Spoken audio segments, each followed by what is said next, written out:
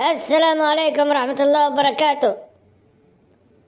وعليكم السلام يا طويل العمر، اديني الميكروفون اتكلم فيه بقى شويه. يا ولدي احنا فوازير سعودي على الأراضي المصرية، بنقول لك فزورة بتحلها.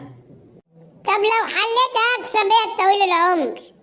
إن شاء الله الكسبان في كل الحلقات بتاعتنا نهاية شهر رمضان بنعطيه موتوسيكل ريس.